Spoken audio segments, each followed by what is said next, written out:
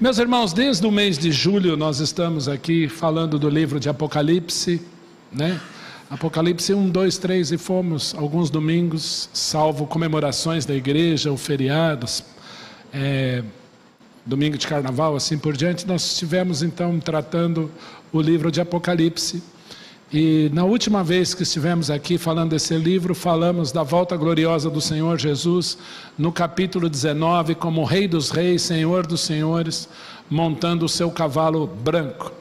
E nós vimos então ali o poderio do Senhor Jesus Cristo, se manifestando ao mundo. E seguem-no os exércitos, então, o exército daqueles que estão de vestiduras brancas, ali seguindo, ao Senhor Jesus na sua volta gloriosa.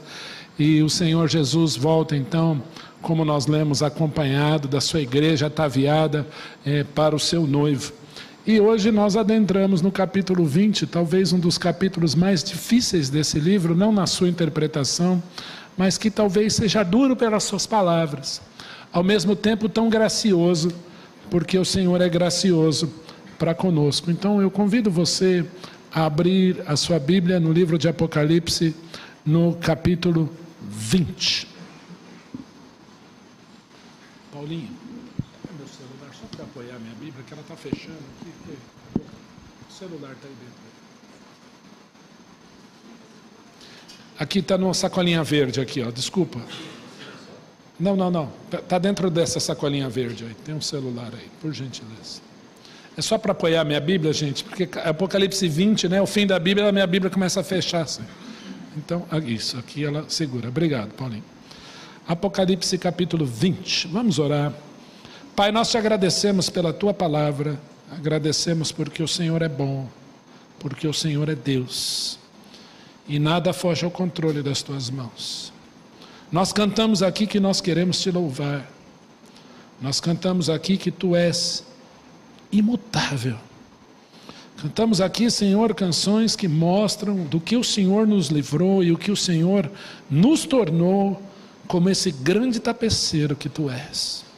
Nós te agradecemos por tão grande graça, pelo Deus que não perdeu o controle da sua história, Deus que não perdeu o rumo da história, mas que é Rei dos Reis, Senhor dos Senhores, é soberano e é Deus de eternidade a eternidade. Um Deus que é gracioso. E bendito seja o teu nome, nós oramos, nós agradecemos, pedindo, Pai, que tu fale conosco, em nome do Senhor Jesus. Amém, amém. Apocalipse capítulo 20. Meus irmãos, antes de lermos, nós estamos no ano de 2024, do dia 17 de março. O tempo está voando, está passando rápido, e eu olho para 2024, 17 de março, metade do mês de março passou, e passou rápido. E eu fico pensando, quanto tempo de trégua o Senhor não tem dado. Que amor é esse? 2024 anos depois do Senhor Jesus Cristo. Mas quando nós olhamos para trás do Senhor Jesus Cristo, do advindo, a vinda do Senhor Jesus Cristo, do advento da vinda dele, eu fico pensando que para trás também tinha graça. Para trás também tinha o sangue remidor. O sangue que foi passado na porta lá no Egito, e aqueles que estavam por detrás do sangue não viram a morte. Interessante que no Egito havia ali uma cruz, sem o israelita saber, ele pegava um molho de sopo, imergia naquele sangue e passava nos umbrais e na verga da porta, como se fosse uma cruz ali. E o anjo passa, ele vê aquele sangue e ele passa por cima daquela casa. Nós vemos um Deus que abre o mar para o seu povo passar, um Deus que alimenta o seu povo com pães, 24 horas, um pão que vinha todo dia. Nenhum israelita precisava ir na padaria, me dá 10 pãezinhos. Não, o pão estava na porta da tenda todos os dias. E na sexta-feira vinha a porção dobrada, que era para o Shabat. E eles queriam comer carne, começaram a murmurar, e o Senhor deu codornizes para ele, deu carne. E eles começaram a murmurar por sede, e o Senhor, através de Moisés, feriu a rocha, para que o povo bebesse. Só bebe da água da vida aqueles que estão na rocha ferida pelos nossos pecados, que é Jesus. E Deus então faz o povo beber água. Cuidado, graça, graça, graça, graça. E alguém pode argumentar, bom, mas o estrangeiro não participava da graça. Não, não, claro que sim. A lei de Moisés previa que o estrangeiro fosse acolhido, ele fosse recebido e tratado com dignidade. Até os escravos eram tratados com graça. Então a graça vem desde Gênesis 3:21, quando Deus cobre Adão e a sua esposa de peles. E o Senhor não foi comprar peles, o Senhor não pegou pele de árvores, Ele pegou pele de um animal inocente que morre pelo primeiro casal, e Ele cobre os dois, e essa linha vermelha culmina na cruz do Calvário, Cristo pagando o preço pelo nosso pecado. Graça. E nós estamos no ano de 2024, humanidade fazendo exatamente o que bem entende, aquilo que acha que é bom. E hoje pela manhã nós estudamos aqui João 14:6, aquele combo maravilhoso que Jesus Cristo diz que Ele é o caminho, a verdade e a vida. Por uma questão didática nós separamos o que é caminho, o que é verdade, o que é vida, mas é uma coisa só. Jesus é o caminho, Ele é a caminhada, Ele é o destino final para todo aquele que nele crê. E nós vimos que a palavra Haim, em hebraico, literalmente significa duas vidas, ou vidas. A vida terrena, mas também pode significar uma vida eterna, porque Jesus disse, em verdade vos digo, quem ouve a minha palavra, crê naquele que me enviou, tem a vida eterna. Não é teria, pode ter, pode ser que tenha, não, tem a vida eterna, não entra em juízo, mas passou da morte para a vida. Que privilégio sermos revestidos da vida de Cristo. Efésios capítulo 2, versículo 1 em diante diz, Ele vos deu vida, estando vós mortos nos vossos delitos e pecados, porque pela graça sois salvos mediante a fé, isso não vem de vós, é dom de Deus. Ele vos deu vida, e vida em abundância. Então nós estamos no ano de 2024, de plena graça, de plena oportunidade. A mensagem de João Batista no deserto é: arrependei-vos, porque é chegado a vós o reino de Deus, o reino dos céus. E essa mensagem não mudou. O Senhor Jesus o chama para uma nova vida, para uma nova oportunidade, porque há de chegar o que nós vamos ver em Apocalipse 20. Assim que o Senhor Jesus Cristo voltar, Ele vai fazer algo. Convido você a ler comigo, Apocalipse 20, verso 1. Então vi descer do céu um anjo, tinha na mão a chave do abismo. Aqui não está falando inferno, nem Hades, é um abismo, preste atenção. Ele segurou o dragão, a antiga serpente, que é o diabo, Satanás, e o prendeu por 1000 anos. Guarde essa expressão 1000 anos, é a primeira vez que ela acontece. Então vi desceu do céu um anjo, tinha na mão a chave do abismo e uma corrente. Ele segurou o dragão, a antiga serpente, que é o diabo, Satanás, e prendeu por 1000 anos. Essa serpente, ela aparece lá no Éden. E alguns acham que é uma fábula, porque cobras não falam. Porque a serpente vai dialogar com a mulher, vai dialogar com Eva lá no Éden. E aí eu pergunto, cobra fala? As pessoas dizem, não, cobra não fala. Mas alguém usou a serpente para que ela falasse. Não sei se foi assim, por trás, escondido, mas a serpente falou, e alguém usou a serpente para falar, porque cobras não falam, mortos não falam, aqueles que já se foram não voltam para se comunicar. Entende o que eu estou dizendo? Com todo respeito à sua crença, à sua fé. E a Bíblia diz então que esse anjo vai segurar o grande dragão. E para quem não, o dragão, perdão. Vai segurar o dragão. E para quem não sabe o que significa a palavra dragão, dragão significa literalmente grande serpente. Que interessante. E quantas pessoas não estão colocando nos seus corpos dragões? Não estão colocando nas suas frontes dragões. De repente, dragão ficou bom. Dragão é bonzinho. Como treinar o seu dragão? O crente precisa aprender como expulsar o seu dragão. Como repreender em nome de Jesus. Porque nós andamos com Cristo. Interessante que aquele desenho, os dragões, eles ganhavam força quando jogavam cordeiros numa grande fogueira, numa grande fornalha.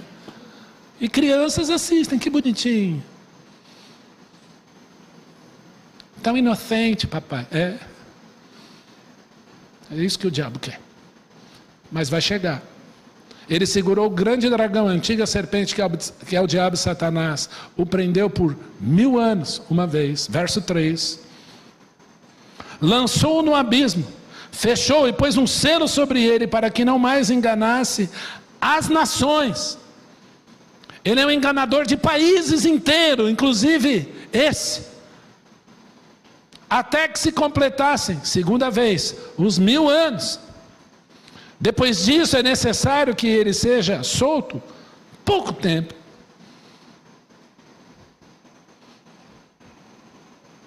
Vi também tronos, e nesses sentaram aqueles aos quais foi dada a autoridade de julgar. E segundo diz a minha Bíblia, a igreja julgará até os anjos que caíram. Os apóstolos regerão as nações. E aí o apóstolo Paulo dá uma reprimenda à igreja de Corinto, porque eles queriam levar questões humanas a tribunal de incrédulos. Então eu comprei um carro do Cássio, o carro veio uma linguagem reguiana, requenguela, né? Ele quebrado. Aí eu fiquei bravo com o Cássio, processei ele, num tribunal humano, incrédulos. E o Senhor fala, vocês não conseguem resolver as coisas da igreja, dentro da igreja, e levam para incrédulos para escandalizar o nome do Senhor Jesus Cristo lá. Não sabeis que nós julgaremos os anjos? Quanto mais as coisas dessa vida. Aí. Cássio, meu carro é 2012, mas tá bom, fique em paz, irmão.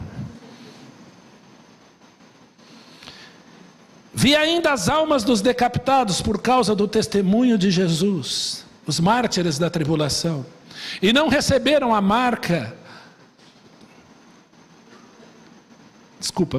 o testemunho de Jesus, bem como por causa da palavra de Deus. Tantos quantos não adoraram a besta, nem tampouco a sua imagem, e não receberam a marca na fonte e na mão, e viveram e reinaram com Cristo 1000 anos. Terceira vez que acontece isso, 1000 anos. Interessante que os mártires agora estão vivos. Eles foram mortos por causa da palavra de Deus. Eles não adoraram a besta, não receberam a sua marca, nem na mão, ou no braço, ou na fronte, e reinaram com Cristo durante 1000 anos. Como vale a pena seguir esse Jesus? Verso 5. Os restantes dos mortos não reviveram, até que se completassem, quarta vez, os 1000 anos. Esta é a primeira ressurreição. Eu pergunto, a ressurreição dos justos já começou ou não? Quem tem coragem de responder? Pastor, era um sermão, achei que você ia pregar. Agora você está fazendo chamada oral aqui. A escola dominical foi de manhã. As ressurreições já começaram ou não? Sim. Jesus as primícias. Ele é o primeiro a ressuscitar com um corpo que não morre mais.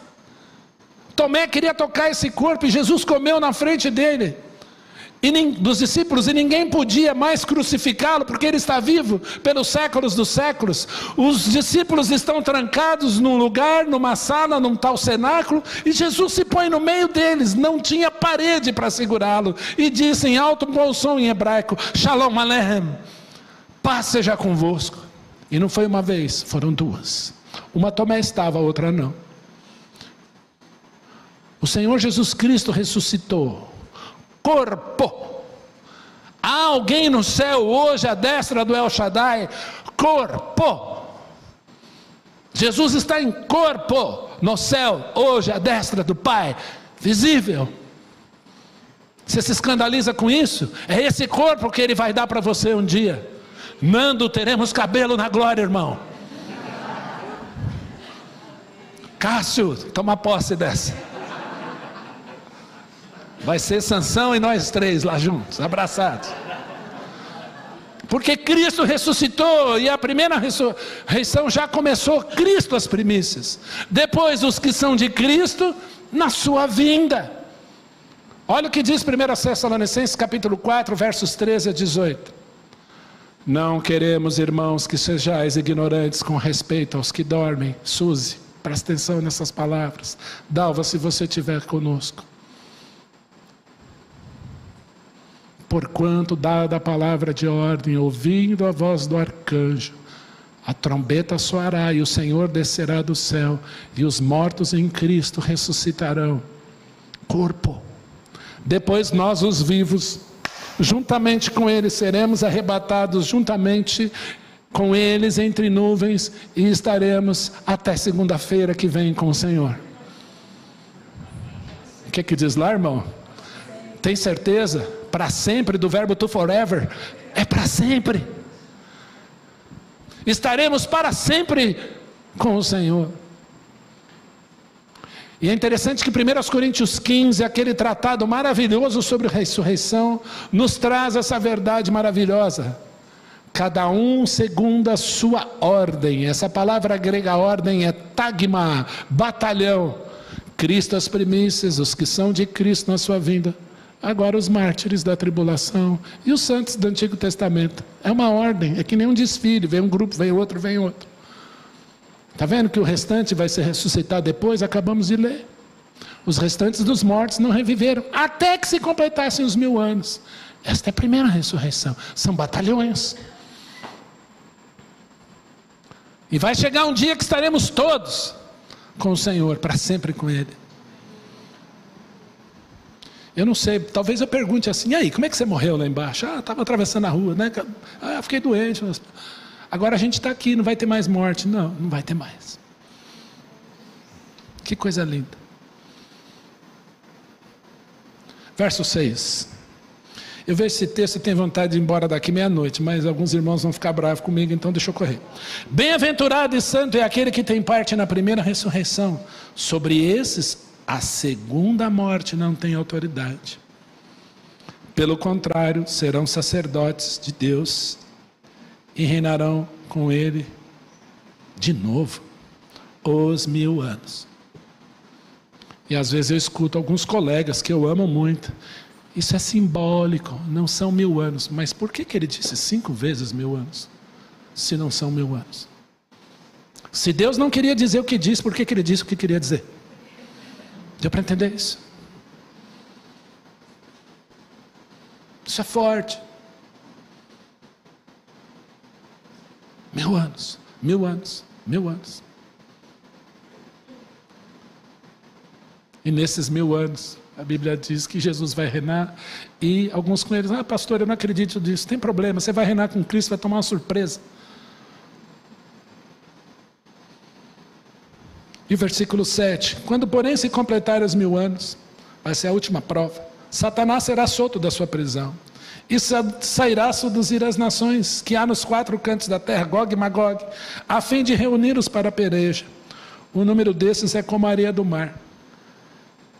Mesmo no reino, vai ter muita gente aí que vai embarcar nessa. Marcharam então pela superfície da terra, e sitiaram o acampamento dos santos, e a cidade querida, de novo, Jerusalém. Desceu, porém, fogo do céu e os consumiu. Agora aqui não tem graça, é fogo. Acabou. Porque viram a glória de Deus. Viram Deus que intervém. O que acontece depois? O diabo, o sedutor deles, foi lançado para dentro do lago de fogo e enxofre. Aleluia. Ele vai inaugurar essa pira eterna chamada Gehenom, inferno. Ele vai ser o primeiro. Onde também se encontra não só a besta como o falso profeta, que inauguraram lá, agora ele vai também. e serão atormentados dia e noite pelos séculos dos séculos. Essa é a segunda morte aqui, ó. E infelizmente pessoas vão participar disso. É o que nós vemos no versículo 11. Vi um grande trono branco. Vocês repararam que aqui não tem galardão, aqui não tem vermelho, aqui não tem sangue, o trono é branco. É pureza, é santidade 100%. E aquele que se assenta, nele se assenta, de cuja presença fugiram a terra e o céu, e não se achou lugar para eles. É como se houvesse um grande hiato no universo e ficasse só o trono de Deus. Porque a glória de Deus está ali de uma forma plena, a sua santidade ali de uma forma plena, 100%. Santidade absoluta. Verso 12. Vi também os mortos. Podia estar escrito aqui, vi também os que dormem, mas não está escrito isso. Porque os que dormem já estão com Cristo. Tem muita gente que põe a igreja dentro do trono branco. Meu Deus, vai estudar. Porque nenhum texto da Bíblia fala que os que estão em Cristo morreram, mas dormem. Lázaro dorme. A menina dorme e as pessoas riram. E Jesus fala, Talita cumi, menina, levanta-te. 2 Tessalonicenses, capítulo, da 1 Tessalonicenses, agora fugiu. 4, 13 a 18, os que dormem. 1 Coríntios 15, os que dormem. Mas aqui não, aqui está falando dos mortos. Vi também os mortos, grandes e pequenos, postos em pé diante do trono. Então se abriram livros, ainda outro livro, o livro da vida foi aberto, e os mortos foram julgados, não na cruz, mas segundo as suas obras. Aonde as nossas obras más foram julgadas? A Valéria deu um testemunho aqui, a Sleide deu um testemunho aqui, semana passada a Jadiel deu um testemunho aqui, outros deram testemunhos aqui. Aonde as nossas obras são julgadas? Nós lemos Colossenses. E a vós outros que estáveis mortos pelas vossas transgressões e pela incircuncisão da vossa carne vos deu vida juntamente com Cristo, perdoando todos os vossos delitos. Todos, T-O-D-O-S, todos. A graça da cruz, a alegria da cruz, a obra da cruz é tão grandiosa, meus irmãos, que amanhã, ou talvez daqui a pouco, eu vou pecar, e Jesus já pagou o preço disso. Meu Deus.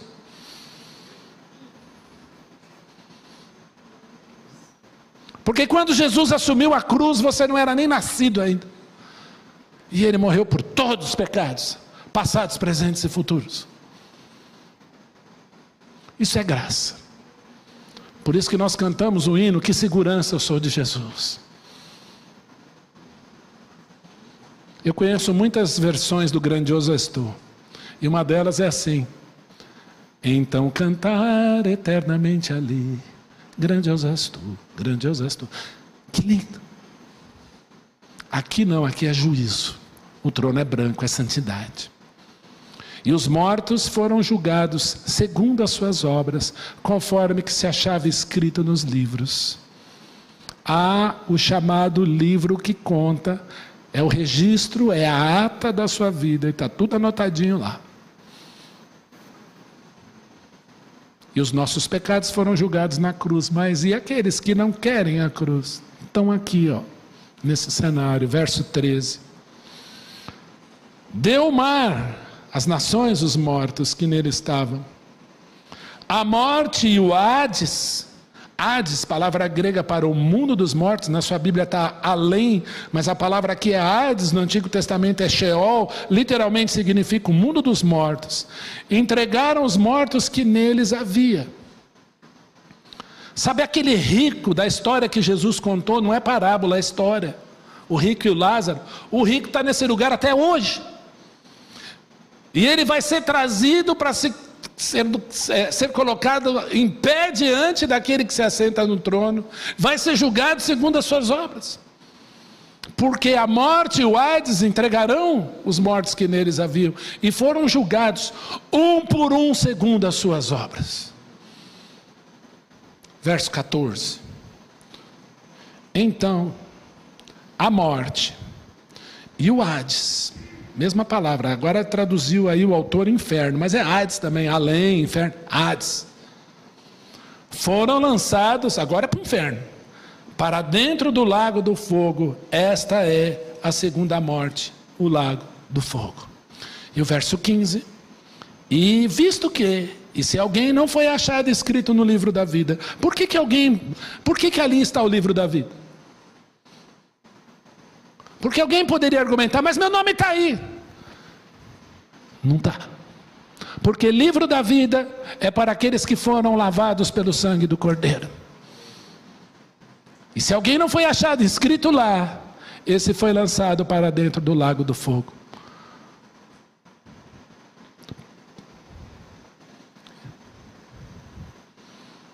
Nós não gostamos desse assunto. Ih, pastor, eu não quero nem ouvir falar do inferno. Uma vez o reverendo Josafá, lá da Bahia, pregou esse assunto. Chamaram-no de profeta do inferno, porque ele pregou sobre o inferno. E eu fiquei triste. Sabe por quê? Sabe qual foi o maior livramento da cruz do Calvário? Não é só do inferno, é do próprio Deus. Ele é santo. Deus nos livrou dele, da ira dele, da santidade dele, crucificando o seu Cristo, o seu Filho amado, para que você fosse salvo. A grande questão que envolveu o evangelismo nos anos 80, 90, cruzada estudantil, sempre aquela pergunta: onde você vai passar a sua eternidade? Porque a eternidade é inevitável, ou você vai passar com Jesus ou não. Você vai passar a sua eternidade com Jesus. Quantas vezes eu preguei evangelho, seja em sala de aula, seja na rua, no evangelismo, uma pessoa que me procurou, eu sempre dizia, e gosto de dizer até hoje: eu vou para o céu morar com Jesus e eu quero muito que você vá comigo. São palavras difíceis, Apocalipse 20. Ah, que bom, pastor, semana que vem Apocalipse 21, novos céus, nova terra, que alegria. Mas nós precisamos falar desse assunto. A primeira vez que eu dei Apocalipse aqui, eu falei: pensa num amigo, pensa numa pessoa que você ama. Pensa numa pessoa que você talvez daria a vida por ela. Eu falei aqui da grande esteira, levando para esse lugar. E o Senhor Jesus querendo dizer, através dos seus lábios: há uma oportunidade, há um Deus que salva. Deus não precisa de mim, mas usa pecadores como eu, como você, para compartilhar as boas novas da salvação. A Escritura nos diz hoje: se ouvirdes a sua voz, não endureçais o vosso coração. Pilatos perguntou, a aula do Marcos: que farei de Jesus chamado Cristo? E eu faço essa pergunta essa noite: o que você quer fazer de Jesus chamado Cristo? Agora gostaria de lembrá-lo que ele não está na cruz, ele está vivo, pelos séculos dos séculos. Eu não sei se há alguém aqui que precisa de Jesus. Eu sou frequentador de igreja, pastor. Eu sou a 8ª geração de presbiterianos legítimos de sangue azul. O meu tataravô é um dos fundadores do movimento X evangélico brasileiro. Você já nasceu de novo, filho? Já nasceu de novo. Uma vez eu estava aprontando, fazendo umas besteiras, estava indo nos lugares que eu não devia. E minha mãe chamou a irmã Vera para conversar comigo. Eu a vi ontem, encontrei a Vera e o Dirceu ontem. E aí então, coisas de mãe, né? A hora que eu vejo está a Vera lá na sala de casa, fiquei bravo. Falei: mãe, por que você chamou? Aquelas coisas de mãe, né? E mãe faz isso porque ama, né? E aí na primeira tentativa eu já fui muito ríspido. A Vera olhou para mim e falou: escuta aqui, aqui, você já nasceu de novo? E eu não sabia responder essa pergunta. Porque Jesus disse, quem não nascer de novo não entrará no reino dos céus. E não verá o reino de Deus. Toma uma posição perante Jesus, querido. Ele veio para isso. Hoje é dia. E se você já tomou, pense em quem está do teu lado. Não aqui na igreja, mas aquelas pessoas que você ama. Porque esse dia vai chegar. Não vai tardar. Deus nos deu grandiosa salvação. Como está escrito, como escaparemos nós se negligenciarmos tão grande salvação?